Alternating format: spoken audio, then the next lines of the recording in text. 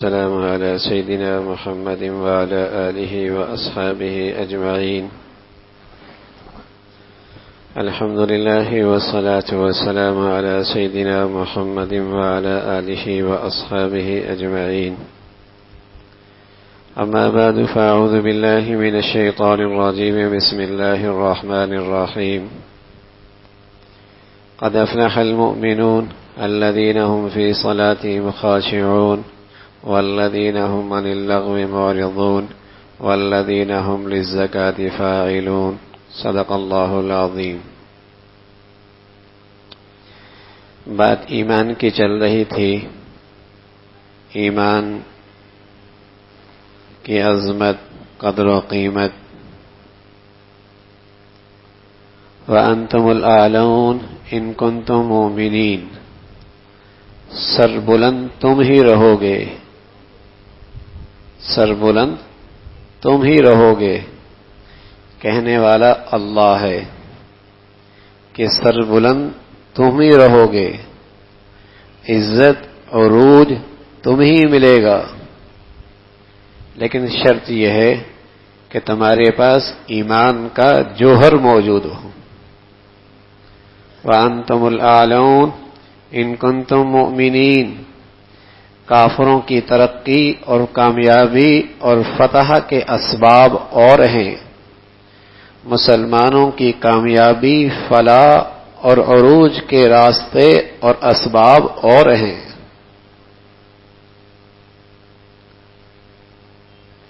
مسلمانوں سے اللہ نے کہا وَأَنْتُمُ الْأَعْلَوْنَ إِن كُنتُم مُؤْمِنِينَ. سر بلند تم ہی رہو گے، ان کنتم مؤمنین، اگر تم ایمان والے ہو.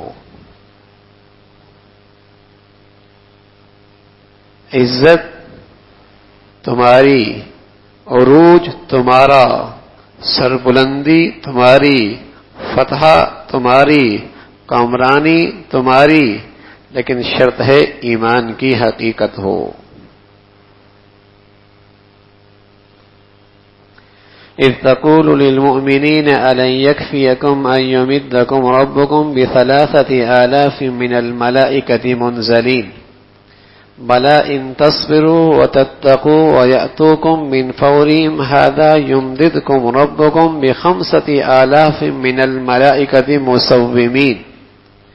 إذ تقول للمؤمنين، آپ ایمان والوں سے کہہ دیں کہ وہ اللہ کے فرشتوں کو تمہاری فوج میں شامل ہونے کے لیے، تمہاری فوج میں شامل ہونے کے لیے اترتے دیکھیں گے. کتنے؟ 3,000. قرآن ہے. اذ تقول للمؤمنین، کافروں کی تعداد تمہارے سے زیادہ ہے، کوئی بات نہیں. اذ تقول للمؤمنین، ایمان والوں سے کہہ دو کہ 3,000 فرشتے تم دیکھو گے منزلین اتر رہے ہوں گے تمہاری فوج میں شامل ہونے کے لیے. اتنا بھی نہیں بلکہ تمہارا حوصلہ اور بڑھا دیتے ہیں. بلا ان تصبروا وتتقوا ويأتوكم من فورهم هذا يمددكم ربكم ب5,000. چلو 3 نہیں تو 3 سے آگے 5,000 بھیج دیتے ہیں، اور ان سب پر نشان بھی لگے ہوں گے، الگ الگ نشان لگے ہوں گے، مسومین، نشان زدہ، تمہاری فوج میں شامل ہونے کے لیے. اللہ اکبر. کس سے کہا؟ اذ تقول للمؤمنین، ایمان والوں سے کہہ دو، ایمان والوں سے کہہ دو تمہارے پاس جنگی وسائل تھوڑے، جنگی اسباب تھوڑے، فوج کی تعداد تھوڑی، مادی نقشے تھوڑے، لیکن ایمان والے ہو نا، تو اللہ آسمان سے تمہارے لیے فرشتے اتار رہا ہے.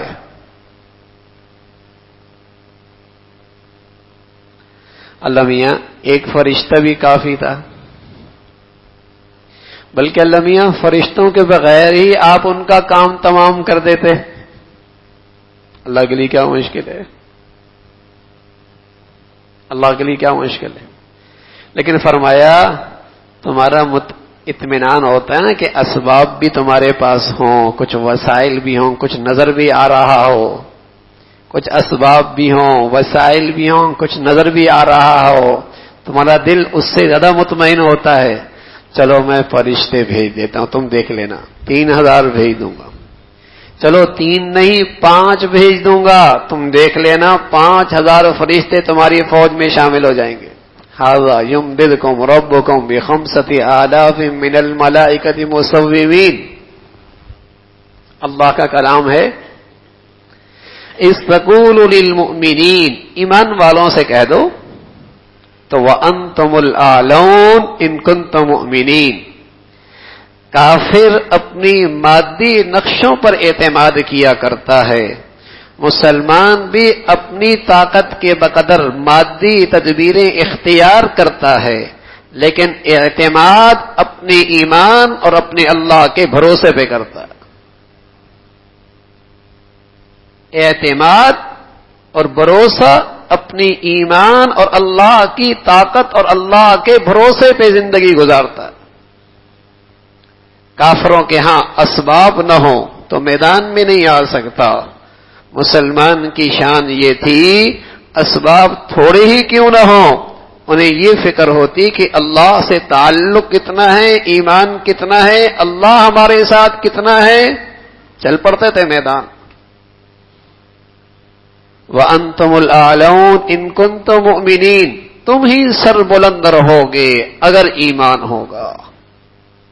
تو مسلمانوں کی دنیا آخرت کی سربلندی، عزتیں، عروج، کامیابی، فلاح، کامرانی ایمان کے ساتھ وابستہ ہے.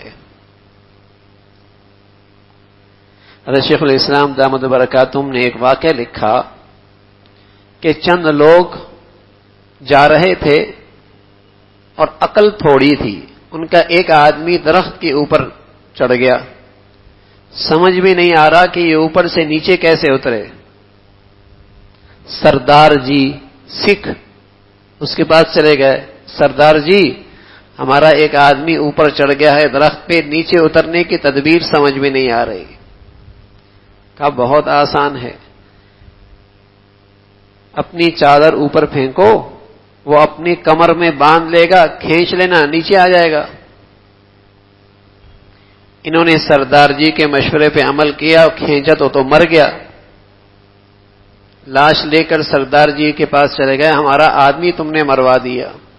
کہنے لگا اوہو، کتنی ہی لوگوں کو اس تدبیر سے میں نے کنویں سے نکالا ہے، کنویں سے کتنے لوگوں کو میں نے اسی تدبیر سے نکالا ہے.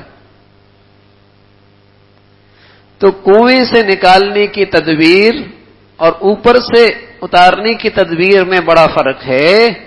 کافر اور راستے پہ ہے، اس کی بلندی کا راستہ اللہ نے اور رکھا ہے. مسلمانوں کو اللہ نے کلمے کے بدولت عزت اور بلندی دی ہے، اس کی ترقی کا راستہ اور ہے.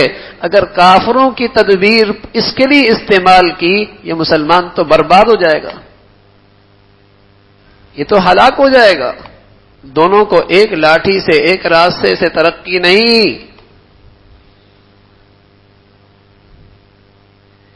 وَأَنْتُمُ الْأَعْلَوْنَ إِن كُنتُم مُؤْمِنِينَ. سربلندی، عروج، کامرانی تمہاری ایمان کے ساتھ ہے. اور یہ اللہ کہہ رہا، اللہ کہہ رہا. اور میرے عزیزو، وہ بلندی اور سربلندی اور عزت دینے پہ آئے تو وہ جو اونٹ کا گوشت سکا کر مہینوں مہینوں استعمال کرتے تھے، اور جن کے پاس فاقے اور جن کے کپڑوں پہ پیوند ہوا کرتے تھے، لیکن ایمان کا جوہر موجود تھا. اس وقت کی 2 سپر طاقتیں قیس و کسریٰ ان کے پاؤں کی گرد بنی، اور یہ پھٹے پرانے لباس اور چھوٹی پوٹی تلواروں والے فاتح بن کے ان کے محلات میں داخل ہوتے. کیا چیز تھی ان کے پاس؟ کیا چیز تھی؟ وہ چیز تھی جس پر اللہ نے کامیابی اور کامرانی کا اعلان کر رکھا تھا. وَأَنْتُمُ الْأَعْلَوْنَ إِن كُنتُم مُؤْمِنِينَ. ایمان ہونا چاہیے، ایمان ہونا چاہیے. تو میرے عزیزو، یہ ایمان ایک حقیقت مانگتا ہے، اپنی سچائی مانگتا ہے کہ واقعی ہے بھی یا نہیں.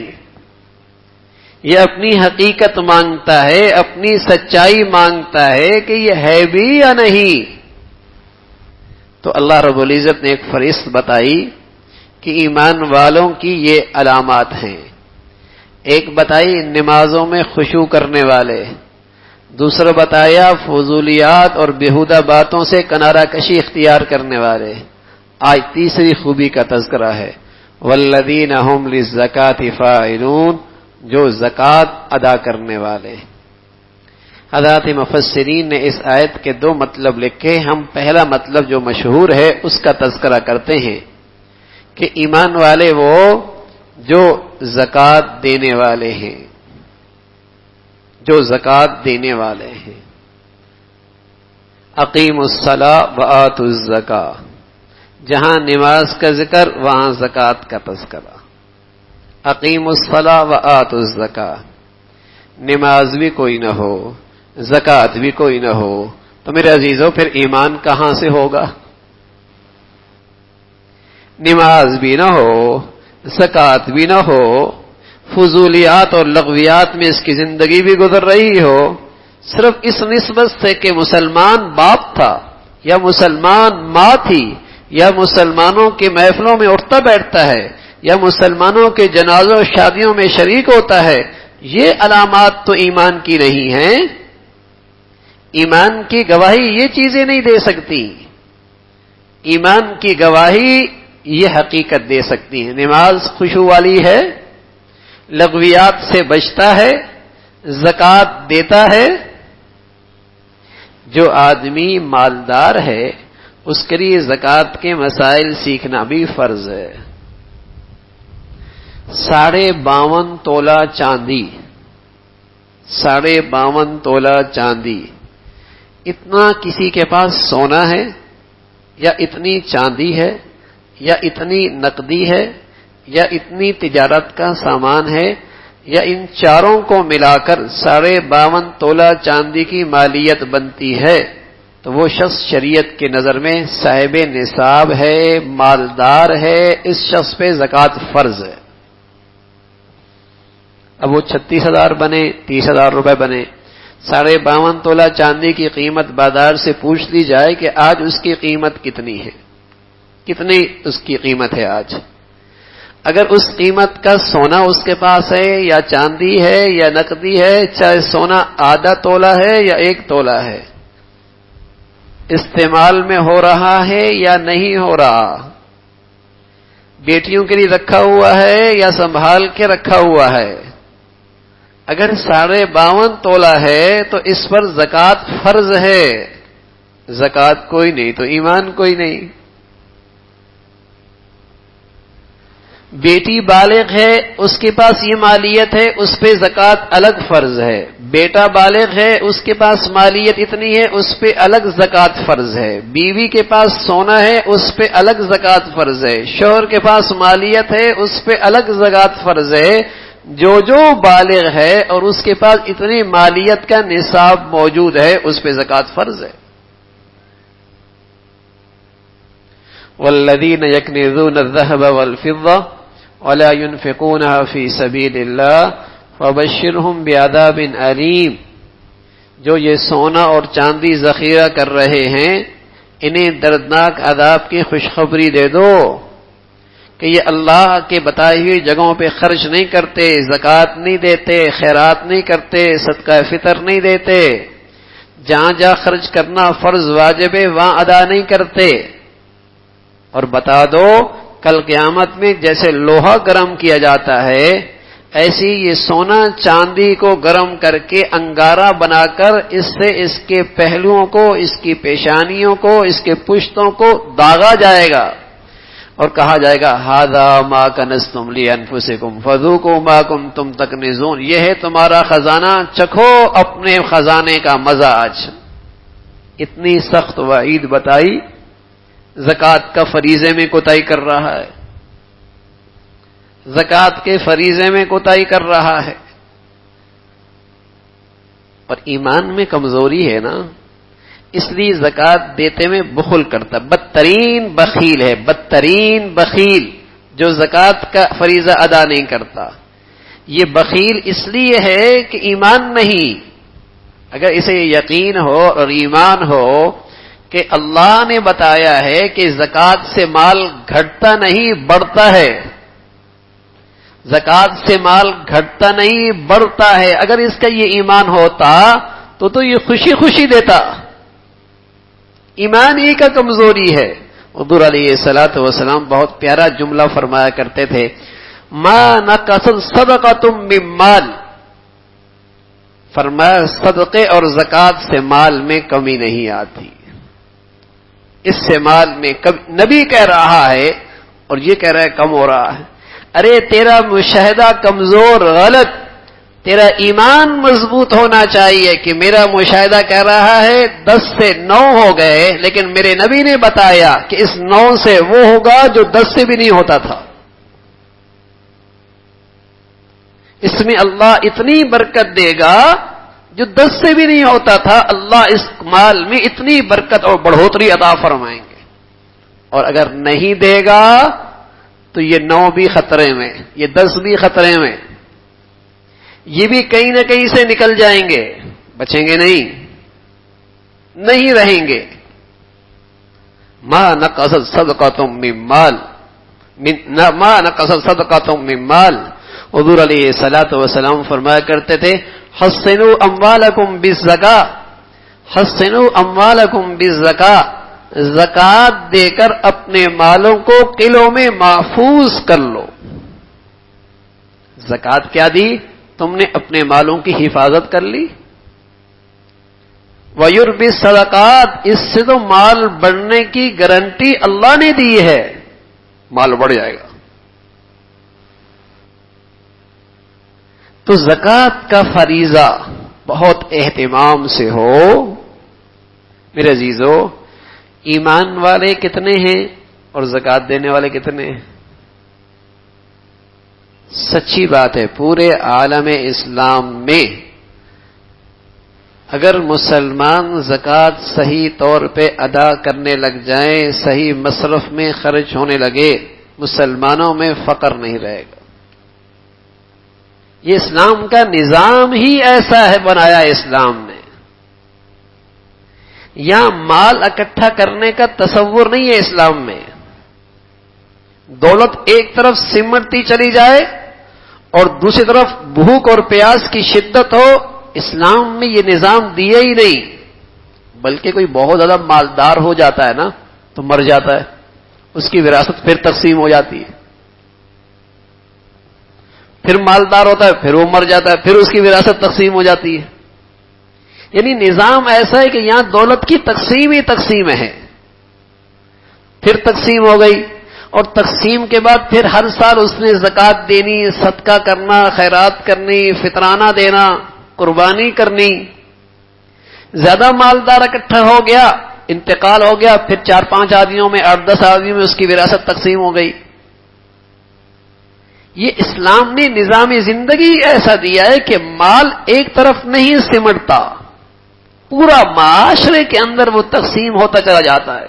جو ہمارے معاشرے میں ایک تفاوت ہے نا، ایک کے ہاں فاقے اور پیاس، جس سے ان کے دلوں میں مالداروں کی نفرت، ہاں، اور دوسری طرف اتنی دولت ہے کہ ان کے کتے بھی خان میں علاج کرتے ہیں اور ان کے کتوں کو بھی مکھن اور دودھ کھاتے ہیں، اور ایک طرف فاقہ ہے، بھوک ہے، پیاس ہے۔ تو یہ اسلامی زندگی سے، اسلامی نظام زندگی سے دوری ہے۔ اگر مسلمانوں میں یہ زکوٰۃ کا فریضہ صحیح طور پہ ادا ہو تو عالم اسلام میں مسلمانوں میں فقر نہ رہے۔ وہ نظام ہی ایسا اسلام نے دیا ہے۔ بھئی انسانیت کا نظام اللہ نے بنایا ہے نا، اسلام تو انسانیت کا نظام اللہ کا بنایا ہوا ہے، وہاں یہ تفاوت کہاں ہو سکتا ہے؟ وہاں یہ نہ زیادتی اور نہ انصافی کہاں ہو سکتی؟ لیکن ان بندوں نے اس نظام میں نہ انصافی کرنی شروع کی ہے اور اللہ کے نظام کو پامال اور نظر انداز کر دیا ہے۔ تو زکوٰۃ کا فریضہ یہ صحیح طور پہ ادا ہو تو مسلمانوں میں فقر نہ رہے۔ اس دولت کی ایسی تقسیم ہو جائے گی۔ تو پھر عزیزو، اسلام ایمان وہاں ہوگا جہاں نمازوں میں خشوع ہوگی، جہاں لغویات سے اعراض اور دوری ہوگی، اور جہاں زکوٰۃ کی ادائیگی ٹھیک ہوگی، زکوٰۃ کی ادائیگی ٹھیک ہوگی۔ اللہ رب العزت بھائی عمل کی توفیق نصیب فرمائے۔ ایک کاغذ پہ ایک چھوٹا سا کسی بچے کو میں نے کہا تھا تقسیم کرنے کے لیے، حذیفہ، یہ زکوٰۃ کا طریقہ، کس طریقے سے زکوٰۃ ادا کرنی ہے، ان سے لے لیں، یہ پورا بنا ہوا ہے، اس لیے کہ 1 روپے بھی اگر میرا زکوٰۃ کا رہ گیا، میرا بقیہ سارا مال خطرے میں چلا گیا۔ جیسے صاف دودھ میں پیشاب کا ایک قطرہ چلا جائے، سارا دودھ خراب ہو جاتا ہے۔ تو اس کا اہتمام ہو کہ صحیح طور پہ زکوٰۃ کی ادائیگی ہو، صحیح طور پہ اس کی ادائیگی ہو۔ اللہ رب العزت بھائی عمل کی توفیق نصیب فرما دے۔